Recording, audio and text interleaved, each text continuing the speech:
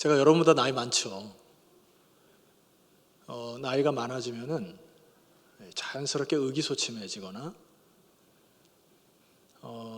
굉장히 이 섭섭이가 찾아와요. 상대적으로 여러 가지 힘도 빠지고 하기 때문에 주변에 이제 나이 많으신 어른들 보면은 늙음에 대한 그 탄식이 있죠. 그런데 제가 이 본문의 말씀을 이렇게 보니까 아브라함이 나이가 많아 늙었지만 이렇게 읽혀져요. 여호와께서 아브라함에게 범사의 복을 주셨다. 이게 너무 부러워요, 저는. 앞으로 저는 여러분보다 더 늙어질 거예요. 여러분은 더 젊어질 거고. 아니지. 여러분도 곧 늙어질 거야. 세월 금방 가. 그런데 제가 이 말씀을 계속 묵상하다 보니까 자, 여러분 마음속에 뭘 바꾸라고요? 까만색의 이 이미지 있잖아요.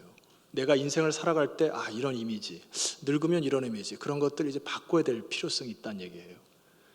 제가 여러분 장담을 하면은 저는 이 주인공이 될 겁니다. 왜냐하면 저는 지금 신앙 안에서 그걸 누리고 있다고 저는 확신해요. 주님께서 복을 주셨다는 게 뭔지를 저는 느끼고 있습니다. 그래서 제가 앞으로 60대, 70대 가더라도 저는 이 주인공이 되는 걸 놓치지 않을 거예요.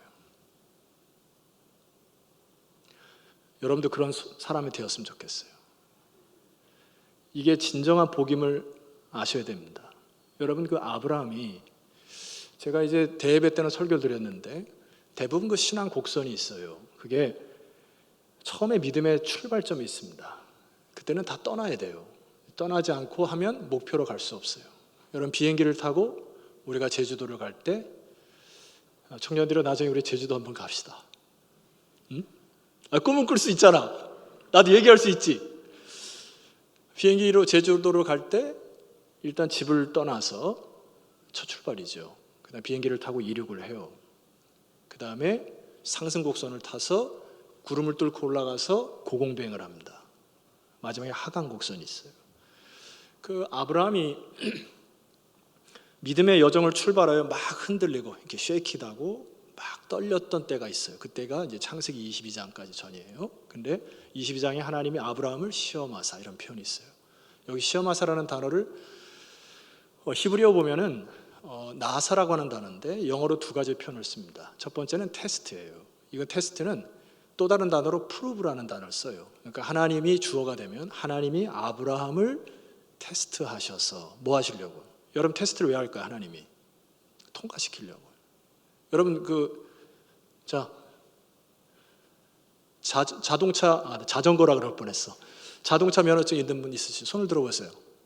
예. 자동차 시험 면허 왜 봐요? 통과하려고. 시험이 좀 공부하기 좀 짜증 나지만은 그 시험을 통과하면 내가 자동차를 운전할 수 있는 자격이 생겨지고 즐거운 일이 또 생깁니다.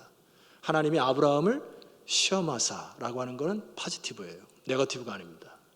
그를 시험에 통과시켜 높은 신앙의 경지에 이르도록 하나님이 아브라함을 테스트해요. 근데 이게 사단이 주어가 되면 템테이션이 됩니다. 사단이 여러분을 유혹하여 이런 뜻이 돼요. 제가 여러분에게 예언을 하나 할게요. 하나님의 사람들은 각 세대별로 하나님이 여러분을 테스트하는 타이밍이 꼭 오게 됩니다. 20대, 30대, 40대 사람마다 좀 다르지만 하나님이 여러분의 신앙을 프루브, 증명해 보이기 위하여 여러분에게 테스트를 줄 때가 있어요. 그때는 아브라함의 시험을 기억하고 잘 통과하신 여러분 되었으면 좋겠어요.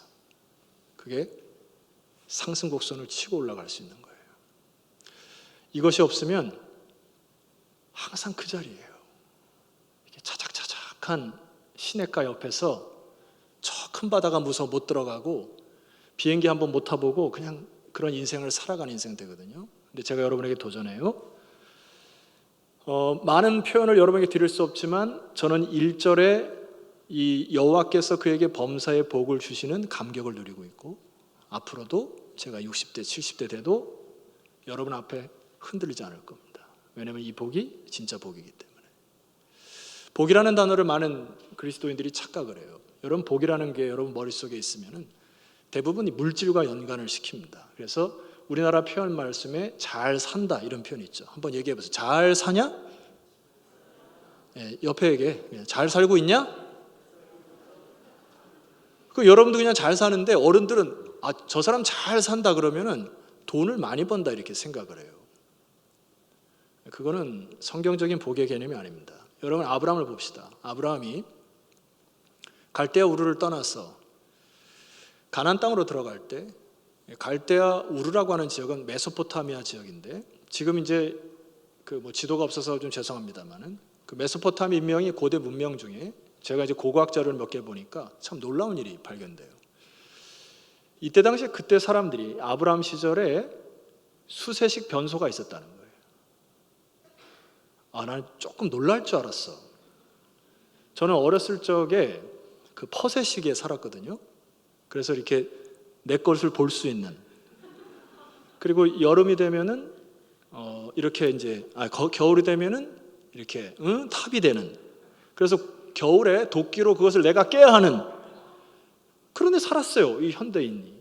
근데 메소포타미아 문명에 수세식 변소가 있었다는 거 놀랍지 않아요? 좀 놀란 척 해주세요.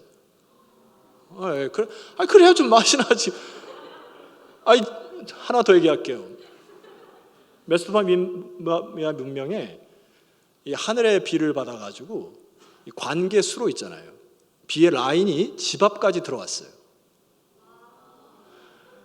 이게 왜 놀랄 거냐면은 고고학자들의 자료에 의하면 아브라함이 가나안 땅에 들어가서 그때 문명, 그 가나안 땅의 문명은 바닷물을 퍼가지고 끓여가지고 물을 먹었던 문화고, 메소포타미아 문명은 비를 이렇게 받아서 정제해서 받아먹는 고대 문명이에요. 자, 그런데 아브라함을 하나님이 그곳에서 부르셨어요. 그리고 여러분, 데라가 같이 나왔죠. 아브라함의 아버지 데라가 하란 땅에 머물렀을 때 성경에 표현해 보면은 하란에서 많은 재물을 가지고 가나안 땅으로 떠났더라. 데라가 거기서 죽었어요. 자, 데라가 메소포타미아에서 뭘 했냐면은 우상을 깎아가지고 장사를 했던 사람이에요. 굉장히 많이 돈을 벌었을 겁니다. 그래서 이 부호가 이제 나와가지고 유목민이 되는 거예요. 여러분, 이게 아브라함이 잘 살았어요? 아니잖아요. 성경적인 복은 메소포타미아 문명에서 잘 먹고 잘 사는 것이 복이 아니라고 이야기를 하는 겁니다. 자, 그럼 복이 뭘까? 창세기 1장 22절에 보니까 화면을 봅시다. 자, 우리 여자 청년들만 한번 읽어봅시다. 시작. 복을 주시며 이르시되 생육하고 번성하여 여러 바닷물에 충만하라 새들도 땅에 번성하라 하시니라. 자, 여기 복이라는 단어가 나오는데 여러분, 이 복은 잊어버리면 안 돼요. 한번 따라합시다. 바라크. 바라크라는 단어인데 이 바라크를 어느 목사님이 쓰신 글에 보니까 아주 정확하게 잘 표현한 게 있어요. 그걸 제가 한번 읽어볼게요.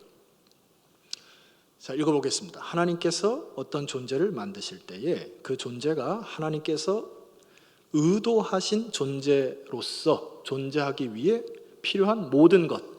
자, 그 모든 것 안에 재물도 들어가겠죠. 내가 재물을 거부하는 게 아니야. 결론적으로 일단 말씀드릴 때 하나님께서 의도하신 존재로서 존재하기 위해 필요한 모든 것. 하나님이 새와 동물을 만드시고 그들에게 생육하고 번성하고 충만하라는 생명력을 주셨어요. 이게 복이라는 거예요.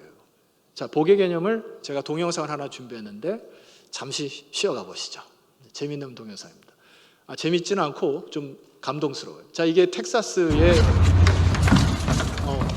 한파가, 한번 보세요. 일단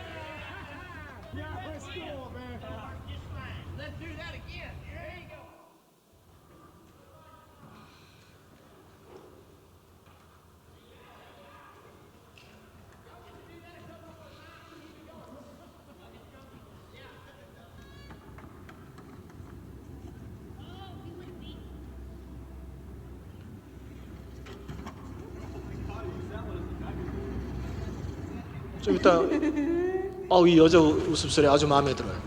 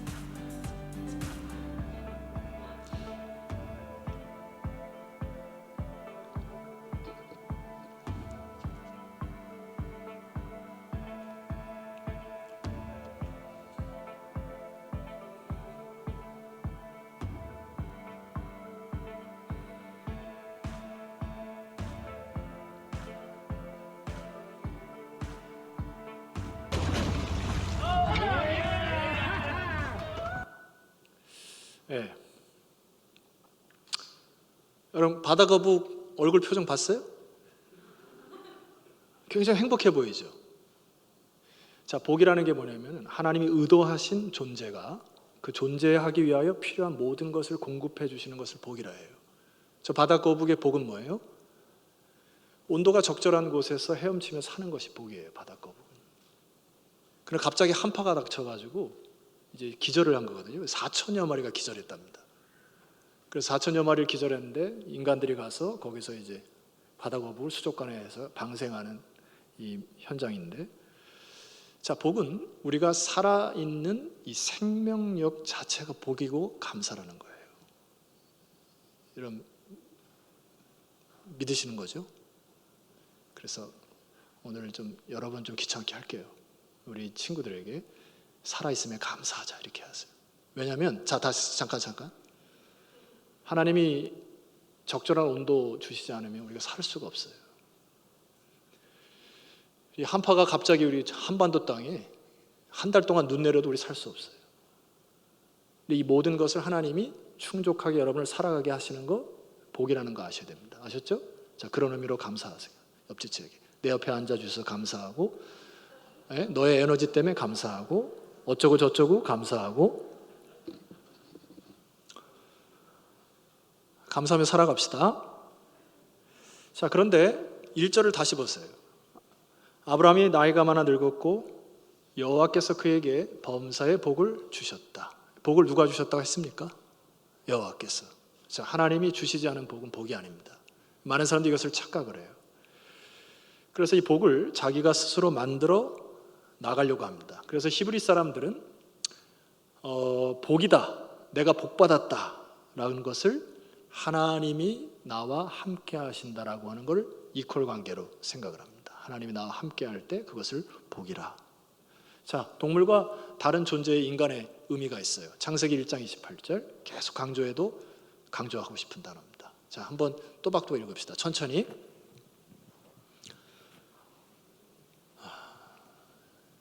준비됐죠? 시작. 하나님이 그들에게 복을 주시며 하나님이 그들에게 이르시되 생육하고 번성하여 땅에 충만하라. 땅을 정복하라. 바다의 물고기와 하늘의 새와 땅에 움직이는 모든 생물을 다스리라 하시니라. 동물과 달리 하나님이 주신 이 위임 명령이라고 하는 건데, 다른 단어가 두 가지가 더 플러스 됐어요. 뭐가 뭐죠? 정복하고 다스리는 겁니다. 이게 인간에게 주어진 위임 명령이에요. 그래서 창세기 1장 28절은 우리에게 커미션이라는, 그레이트 커미션이라고 하는 구약의 그레이트 커미션이에요. 위임 명령, 위대한 위임 명령입니다. 자, 이것이 우리 인간이 대리자로 살아가라고 하는 명령이에요. 여러분, 아까 제가 바다거북이 얼굴 보셨냐고 그랬더니 바다거북 얼굴 보셨어요? 거짓말하지 마세요. 나 못 봤어. 누가 더 행복합니까? 사람들이에요. 이게 하나님의 명령을 수행하고 대리자로서 역할을 수행할 때 기쁜 거예요. 이게 동물들이 잘 다스리지 못해가지고 유기당하고 힘들고 그런 동물과 함께 호흡하고 그걸 살려낼 때 기쁜 거예요. 인간은. 이게 인간의 DNA예요. 그게 하나님 주신. 그런데 이 죄라는 녀석이 우리 안에 들어와서 이 하나님과의 관계를 끊어버리는 거죠. 그 창세기 2장 17절에 보니까 선악을 알게 하는 나무는 먹지 말라. 내가 먹는 날에는 반드시 죽으리라 하시니라. 여러분, 하와가 선악과를 따먹고 죽었습니까? 안 죽었어요. 이렇게 무슨 사과를 확 깨먹다고 그래서 죽었어요? 안 죽었어요. 근데 성경은 죽었다 얘기해요. 뭐가 죽은 겁니까? 하나님과의 관계가 끊어진 겁니다. 그러니까 하나님과 상관없이 지내는 것을 성경은 죽었다 하는 거예요. 저는 한 5분 전에 저 뒤에 앉아서 여러분에서 중보하면서 오늘 정말 이게 벅찬 가슴으로 여러분을 좀 중보하고 싶고 꼭 전파하고 싶은 메시지니까 잘 들어보세요. 시편 49편에 우리가 어제 아까베를 이 본문으로 했어요. 여러분, 아까베에 동참하시는 분들 좀 끄덕끄덕 해보세요. 네, 아까베를 모르는 청년들은 스파이일 확률이 높습니다. 저 신천지에서 보냈거나. 그래서 야, 아까베가 뭐지? 이러면 조금 의심해 볼 필요가 있어요. 제가 어제 이 아까베를 준비하면서 굉장히 은혜 받았던 구절 중인데 잘 보세요. 그들은 양같이 수월해 두기로 작정되었을 때, 그들은 누굴까요? 하나님과 관계가 끊어진 사람들을 이야기합니다. 그런데 놀라운 표현이 하나 있어요. 사망이 그들의 목자가 된다. 열심히 살았는데 사망이 그들의 목자가 되어 죽음으로 끝난다는 겁니다. 비참하죠. 여러분, 비참한 겁니다. 우리 인간이 살아봤자 100년이에요. 여러분, 100년 안에 다 죽습니다. 근데 100년의 승부를 거는 거예요. 내 인생 뭐 이러면서. 자, 중반절에 보니까 정직한 자들이 아침에 그들을 다스리리. 여기 정직한 자들은 누구죠? 하나님을 따르는 자들이에요. 하나님과 관계가 있는 자들은 어둠이 있을지라도 아침이 밝아올 때 그들을 다스린다. 아침이 오면 승리한다. 멋있죠? 혼자 멋있네. 하반절에 보니까 그들의 아름다움은 소멸하고 스올이 그들의 거처가 되리라. 자, 여기 그들의 아름다움이라는 게 뭘까요? 아마 청년들이 이 세상에 살아가면서도 아름답고 좋은 것들이 많을 거예요. 그리고 세상 사람들도 하나님께서 일반 은총을 주셨기 때문에 뭐 아름다움을 누릴 수 있어요. 그런데 본인이 생각하는 아름다움을 막 쌓는 겁니다.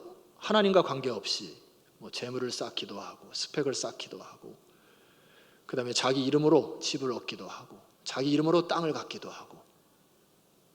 그런데 그 아름다움이 마지막 날 소멸된다는 겁니다. 왜입니까? 관계가 없기 때문에.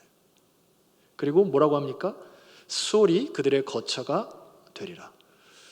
마지막은 하나님과 관계가 없는 지옥이라는 곳에서 영원히 사는 비참한 인생을 살 것이다. 그러나 이 시인의 진정한 복이 뭐냐고 하냐면은 15절입니다. 이렇게 얘기를 해요. 그러나 하나님은 나를 영접하시리니 이러므로 내 영혼을 수월의 권세에서 건져내시리로다. 이 시인은 정확한 복을 알았어요. 정확한 복이 뭐죠? 내 인생 여정 끝내요. 내가 내 죽음에 당도할 때 하나님이 큰 팔 벌려 여러분들을 끌어안아주는 마지막이 있다고 믿음의 길을 걸어가는 자는 진정한 복된 자죠. 얘기했잖아요. 100년 안에 다 죽는다고. 100년 후에 믿음이 없는 자는 수월의 권세로 빠져버리는 겁니다. 질문할게요.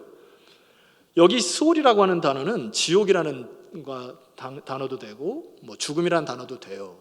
죽음의 권세에서 이 세상의 그 어떤 힘으로 여러분의 죽음을 이길 수 있는 힘이 있는 자를 저한테 소개해 보세요. 아니면 철학이나 아니면 과학이나 아니면 논리나 그 어떤 것으로 여러분의 죽음을 막을 수 있는 힘이 있으면 저한테 얘기해 보시라고요. 저 그분과 함께 종교 만들게요. 그분은 교주되고 나는 밑에 총무돼서.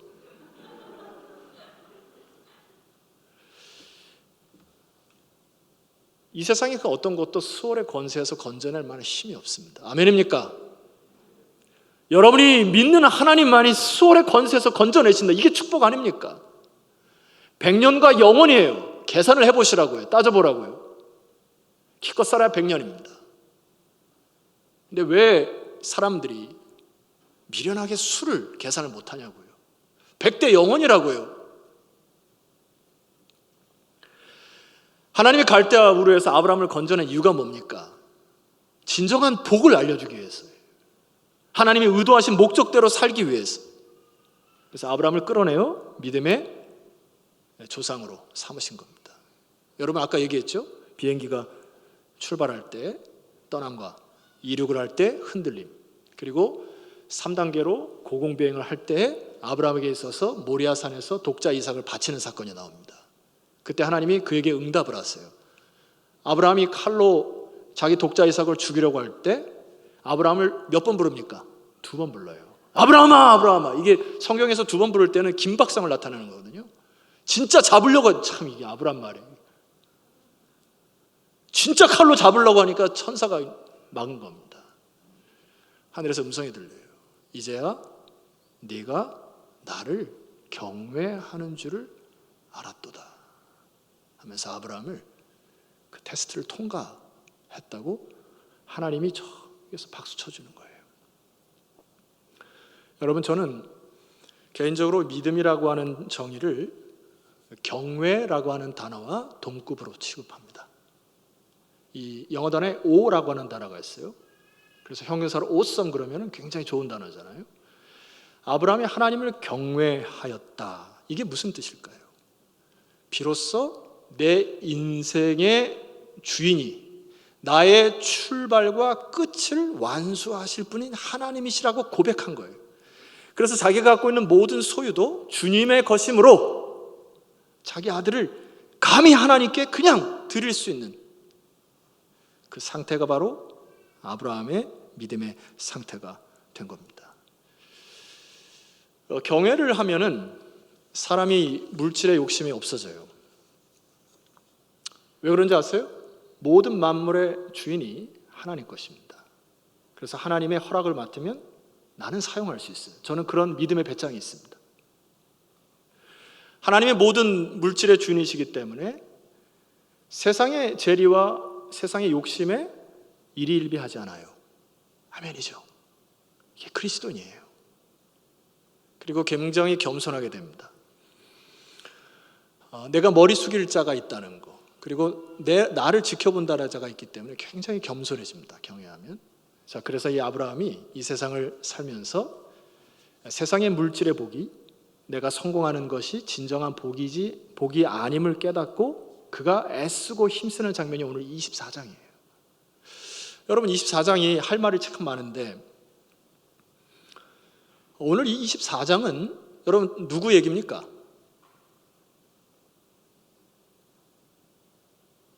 잠깐 얼었네요, 서로. 그의 아들의 며느리를 얻는 장면인데 여러분 쭉 보세요. 절수가 몇 절까지 되어 있어요? 그 질문 계속해서 미안해요. 창세기는 몇 절까지 되어 있어요?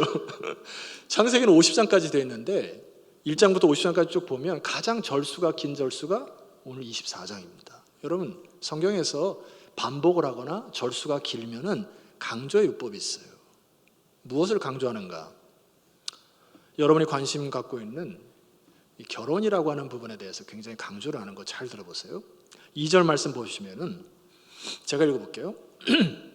아브라함이 자기 집 모든 소유를 맡은 늙은 종에게 이르되 청하건대 내 허벅지 밑에 내 손을 넣어라.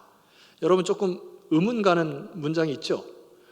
아니 그 자기 종을 보내는데 왜 허벅지 밑에 손을 넣으라고 했을까? 이것은 유대 문화를 좀 이해해야 합니다.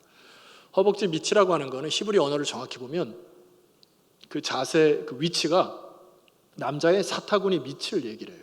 그러니까 이 사람들이 남자의 사타구니 밑에 넣어서 너 이 일이 아니면 이것을 생명 다해 하라고 하는 맹세의 언약이에요, 이게. 그러니까 너 이 일을 완수 못하면 들어올 생각하지 마. 이런 아주 그 아브라함이 아주 그냥 마음에 작정한. 자, 우리가 조금 생각해 볼 필요가 있습니다. 여러분, 그 우리가 청년들인데 다 청년들 맞죠? 결혼한 사람들 뒤에 몇 분 계신데 이미 버스는 지나갔어요. 결혼한 사람들은.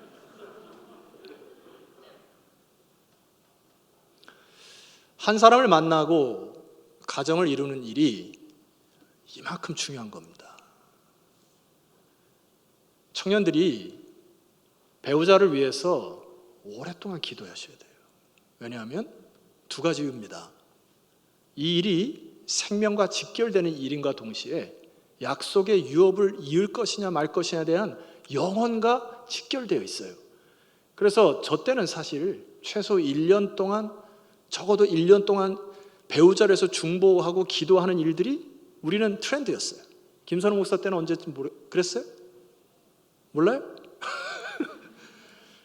그래서 전도사님한테, 담당 목사님한테 배우자를 해서 기도한다고, 누구를 해서 한다고 막 하면서 그런 열풍이 일어나요. 저는 그것이 다시 회복돼야 된다고 봅니다. 여기 아브라함이 자부를 구하는 게 아니에요. 단순히 며느리를 구하는 차원이 아닙니다. 이것은 생명을 걸리는 것을 안 겁니다. 왜일까요? 약속의 유업이 이어지는 거예요. 내가 아브라함이 이 세상의 복이 달하면은 그냥 잘 먹고 잘 살면 돼요. 그런데 우리 가정에 누가 들어오고 내 배우자가 누가 되고 내 남편이 누가 되는 일은 단순한 일이 아닙니다. 생명 걸고 기도하는 일이에요. 제가 아내를 얻었을 때 3년 기도했습니다. 오, 이런 거 안 하네. 하나님이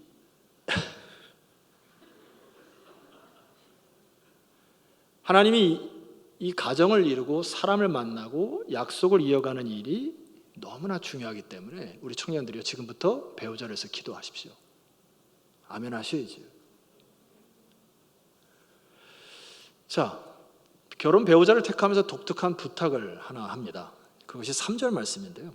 내가 너에게 하늘의 하나님 땅의 하나님이신 여호와를 가리켜 맹세하게 하노니 너는 내가 거주하는 이 지방 가나안 족속의 딸 중에서 내 아들을 위하여 아내를 택하지 말라. 왜 그랬을까요?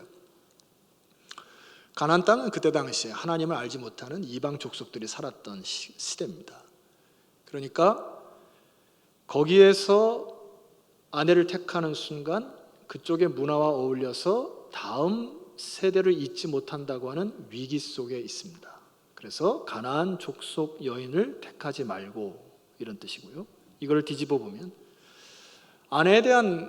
남편에 대한 어떤 외적 조건에 앞서서 가장 우선순위가 무엇인가 하니 신앙이었어요. 아까 말씀드렸던 신앙이라고 하는 거, 그것은 경외와 동급이라고 말씀드렸죠. 당연히 여러분, 제가 우리 어른들한테도 잠깐 말씀드렸습니다만은, 제가 결혼을 할 때만 해서도 당연히 그리스도인들은 하나님 믿는 그리스도인과 결혼하는 것으로 당연시 여겼어요. 역사적인 이야기를 제가 드리기는 하겠습니다만은, 이것이 무엇인가 하니 믿음의 사람들이 함께 합하여 합력하여 선을 이루는 것이 더 효과적이다, 더 하나님께 영광 돌릴 수 있다, 이렇게 판단이 들은 겁니다. 그래서 그때 당시에 대다수 이제 남편과 아내를 할 때 믿음의 조건을 가지고 한 겁니다. 여러분, 이거 기초석과 같아요, 제가 볼 때는. 그런데 세월이 지나면서 이 믿음이라고 하는 단어가 퇴색되기 시작합니다. 믿는데 저래? 이런 거예요. 믿는데 저렇게 살아? 그러니까 세상 사람들이 그리스도인을 볼 때 너 하나님 믿는다며 하면서 이게 뭔가 믿음의 생활이 잘 안 와닿는 거예요. 그러니까 교회 안에서도 야, 저 상대자 믿어? 믿어. 중매하는 사람이. 믿는다는 거는 그냥 이렇게 앞에 그냥 하나의 도입 부분이고, 자, 그 다음에 쟤 무슨 학교 나왔대? 연봉은 얼마래?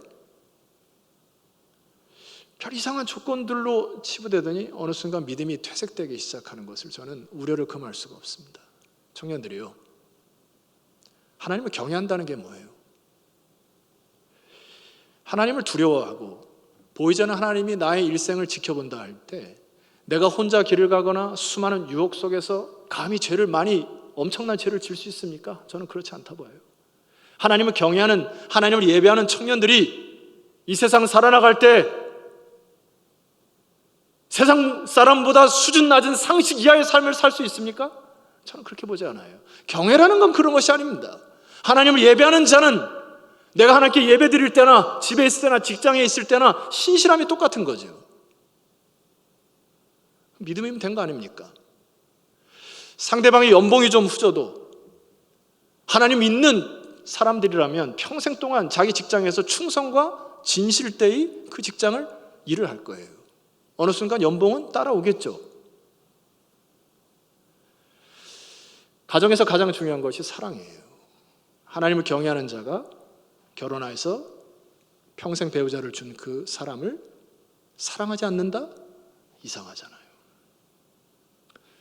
청년들이, 그래서 우리 청년들이, 제가 우리 1, 2, 3부에 우리 성도님들 부탁했어요. 우리 자녀들 잘 키워서 하나님을 경외하는 자로 만들어 광명시에서 결혼하려면 광명시의 서울 반석교회를 찾아가라. 거기에 하나님을 경외하는 청년들이 있다.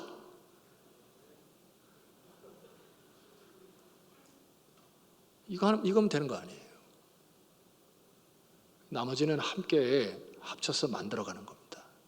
부족한 사람들이, 반쪽들이 모여서 하나를 이뤄가는 게 가정이에요. 여러분, 머릿속에 칼날을 바꾸세요. 나이가 많아 희쭈구리하게 축 처져서 다니는 거 원치 않아요. 저 그렇게 살고 싶지 않습니다. 제가 50대 이제 중반이 되어 가는데 저는 여러분에게 자신 있게 말씀드릴 수 있어요. 하나님이 저에게 복을 주시는 걸 저는 누리고 있습니다. 60대, 70대 가도 누릴 거예요. 부러워하세요. 결혼이라는 것도 생각을 뒤집어야 됩니다. 마음을 뒤집어야 돼요. 여러분, 하나님께서 질문합니다. 여러분을 사랑하는 사람을 만나가지고 짝을 이뤄서 가정을 이뤘어요. 하나님이 행복하기를 원하실까요? 불행하기를 원하실까요? 대답해 보세요. 행복입니다. 가정에 들어가면 행복이 있고 샬롬이 있고 기쁨이 있고 즐거움이 있는 거 하나님이 원하시는 가정의 형태입니다. 아멘입니까? 속지 마세요. 성경적인 베이스로 여러분이 하나님을 경외하여 가정을 세우세요. 그래서 가정을 통하여 하나님 영광 받으시고 가정 안에 샬롬이 회복되고 여러분의 선조들이, 여러분의 부모들이 혹은 할머니, 할아버지 때 그렇게 못 살았다면 여러분들이 성경적인 가정을 만드시기를 주의 이름으로 축원합니다. 뒤집으세요. 예배 시간은 그걸 뒤집는 시간입니다. 부정적인 생각들, 사단의 유혹들을 다 뒤집는 거예요. 마지막 하나만 좀 여러분과 살펴보고 설교를 마감할까 해요. 7절 말씀 보니까 아브라함의 고백이 이렇게 있습니다. 하늘의 하나님 여호와께서 나를 내 아버지의 집과 내 고향 땅에서 떠나게 하시고, 뭐 했다고요?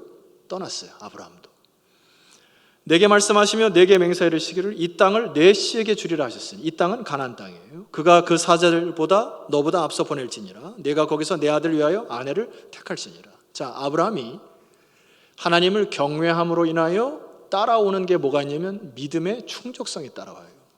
아내를 예비하여 주실 것을 믿어요. 아브라함이. 놀랍지 않습니까? 이게 축복이죠. 자, 그 다음에 8절 말씀을 보면 이게 조건부가 있어요. 자, 8절을 여러분 읽어봅시다. 시작.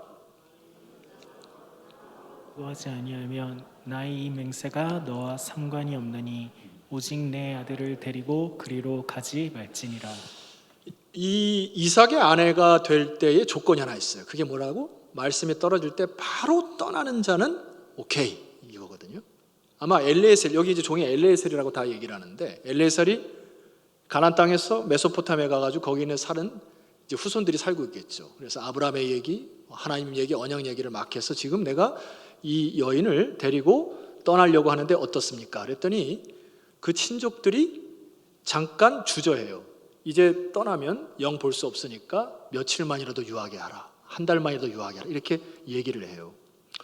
사실 그것도 그럴 것이 이 거리가 장난이 아닙니다. 그 메소포타미아에서 저기 가나안까지는 800km예요.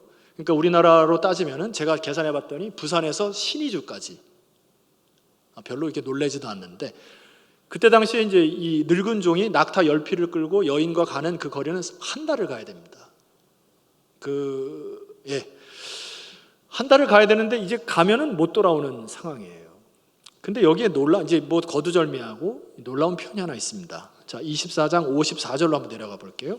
이에 그들 곧 종과 동행자들이 먹고 마시고 유숙하고 아침에 일어났어. 이거를 히브리 언어로 보면은 동트기 전에 일어나. 누가요? 엘리에셀이.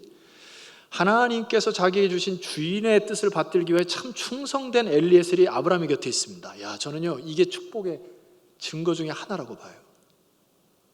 여러분 주변에 이러한 그 동역자가 늘어나는 축복이 있기를 소망합니다. 저는 그게 있어요. 좀 이따 얘기할게요. 그가 이르되 나를 보내어 내 주인에게 돌아가게 하소서, 이렇게 얘기하는데 61절로 내려가 보세요. 함께 읽읍시다. 자, 이제 거의 달려왔으니까 조금 힘내서 함께 읽어봅시다. 시작. 리브가가 일어나 여자 종들과 함께 낙타를 타고 그 사람을 따라가니 그 종이 리브가를 데리고 가니라. 주저없이 떠납니다. 리브가가. 여러분 청년들의 저를 잠깐 보세요. 24장 앞에 보면은 롯이라는 인물이 나옵니다. 아브라함의 조카. 롯이 헤어져서 얻은 땅으로 갔다 했어요. 소돔과 고모라로 갔습니다. 이 소알이 물이 넉넉한 소알 땅을 택하여서 점점 이동해서 소돔과 고모라로 갔어요. 그래서 소돔과 고모라가 멸망할 때 롯이 자녀들을 데리고 막 오다가 뒤를 돌아보는 바람에 소금기둥이 된 그 역사 아시죠? 근데 이제 아내를 잃고 엄마를 잃었던 이 두 딸이 뭘 계산을 하냐면 우리에게 자손이 없으니 아버지와 통간하여 자녀를 유지하자 하고 그 소돔과 고모라의 문화대로 아브라함과 간음을 합니다. 여러분, 이게 우리가 어느 문화에서 젖어 사느냐가 너무나 중요한 거예요. 죄를 짓고도 모르는 겁니다. 이 통간을 통하여서 역사적으로 이 모압과 암몬 족속이 나와가지고 지금까지도 싸우는 거예요.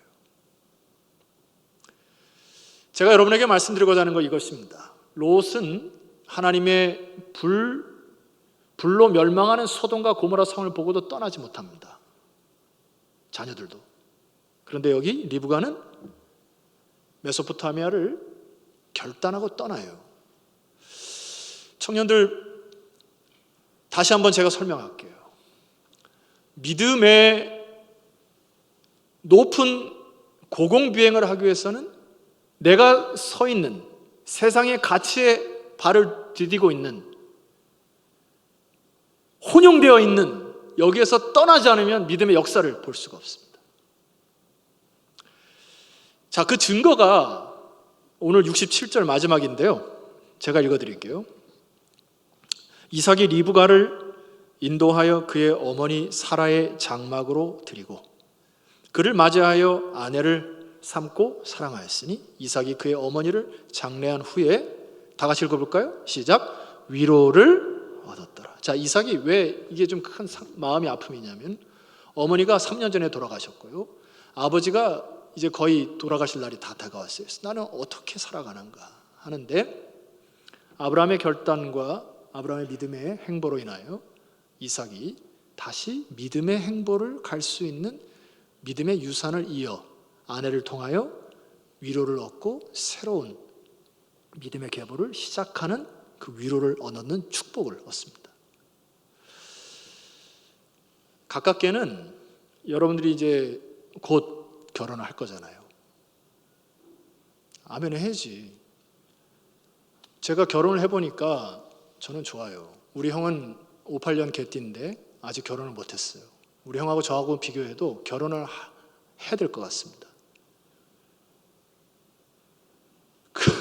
그 다음 말은 못 드리겠어요. 결혼을 해서 믿음의 유산과 자녀들을 이루고 믿음의 유산을 이어가는 것 참 좋고 행복하고 가치 있는 일이라 저는 여러분에게 감히 말씀드려요. 그러나 동시에 우리는 예수 그리스도를 머리로 모시는 한 몸 한 공동체입니다. 아멘입니까? 여러분들이 섬기는 주일학교 학생들, 이 아이들 중에는 반수 이상이 부모가 신앙이 없는 아이들이 몰려올 겁니다. 여러분들이 신앙의 어머니 아버지가 되어주셔야 돼요. 자, 결론을 말씀드릴게요. 이 땅에서 하나님과의 관계가 없이 쌓은 모든 부와 모든 명예와 소유는 다 소멸될 것입니다. 아브라함이 뭘 깨달은 겁니까? 하나님과 이어지는 믿음의 유산, 영적 유산만이 남는다고 하여 자부, 며느리 하나를 구하는데 생명 바쳐 종과 함께 아마 몇 날 며칠을 기도했을 거예요. 아브라함. 결혼하는 게 그냥 눈 맞아서 결혼하는 게 아니고 믿음의 유산을 이어가는, 이게 영적인 유산을 이어가는 이게 영적 비밀의 창고가 이 가정이라는 것을 깨달으니까 아브라함이 자기 생명을 걸고 종에게 얘기하는 거예요. 너 생명 걸고 가서 구해와라. 내가 기도하고 있겠다. 여러분, 이 마음가짐이 우리 청년들한테 회복되었으면 좋겠어요. 그래서 믿음의 유산을 이어가고 우리 교회 안에서도 영적 자녀들을 출생하고. 결론적입니다. 여러분, 돈 많이 벌고 싶으시죠? 솔직하게 많이 버세요. 여러분, 많이 벌었으면 좋겠어요. 자, 성경에서 얘기는 우리를 금욕주의적으로 살아가라 얘기하지 않아요. 성경의 얘기는 하나님 주신 축복이 내가 생존하기 위하여 하나님 모든 축복을 다 복이라 해요. 물질도 복입니다. 그러니까 하나님의 뜻에 맞는 정직과 성실로 돈을 벌어들이세요. 그리고 그 돈을 가지고 영적인 유업을 있는 데를 쓰시는 거예요. 자, 마태복음 6장 19절 20절은 예수 그리스도께서 우리에게 하신 말씀입니다. 화면 보시죠. 제가 읽습니다. 너희를 위하여 보물을 땅에 쌓아두지 마라. 여러분, 다 소멸된다니까요. 아무리 맛있는 음식 먹어도 말입니다. 여러분의 이기적인 욕망을 채우는 것은 다 똥된다니까요. 거기는 좀과 동록이 헤하며 도둑이 구멍을 뚫고 도둑질하느니라. 오직 너희를 위하여 보물을 어디에 쌓으라고요? 하늘에 쌓으라고요. 여러분이 서 있는 것은 하늘과 이어진다고요. 하나님의 집, 하늘의 문, 내가 서 있는 이곳에서 내 물질로 이제 하나님이 원하시는 여러분이 벌어들인 돈으로 가난하고 어렵고 힘들고 그런 자들을 왼손이 하는 일을 오른손이 모르게 섬기고 베풀고 하는 하나님 나라의 역사를 하나님이 지켜보시고, 성경의 표현 가운데 하나님 마치 빚진 자의 심정으로 너희들을 갚으시려는 얘기가 있어요. 물질은 그렇게 사용하는 겁니다. 많이 버세요. 여러분 앞에서 진정한 부자들이 좀 나왔으면 좋겠어요. 그 돈을 가지고 하나님 영광을 위하여 쓰는 법을, 범사의 축복을 받으세요. 마지막은 믿음의 역사를 위하여 믿음의 사람을 만나는 일에 기도하세요. 배우자를 위해서 기도하시고 믿음의 동역자를 위해서 기도하시고, 여러분이 정확히 믿음에서 떠남을 통하여 이 믿음의 동지들이 해를 거듭할수록 나타나는 축복이 있기를 소망합니다. 저는 개인적으로 앞에 삶이 좀 기대가 돼요. 뭐가 기대가 되냐면, 각 세대별로 하나님께서 함께 힘을 합해서 주의 나라를 이렇게 세워줄 만한 이 믿음직한 사람들이 저한테 동역하는 일들이 많이 생겨요. 저는 또 기대가 됩니다. 하나님이 어떠한 동역자를 붙여주실까? 믿음의 사람을 또 만나서 어떠한 하나님의 나라를 또 이뤄갈까? 여러분, 이게 굉장한 축복이에요. 사람을 얻는 거.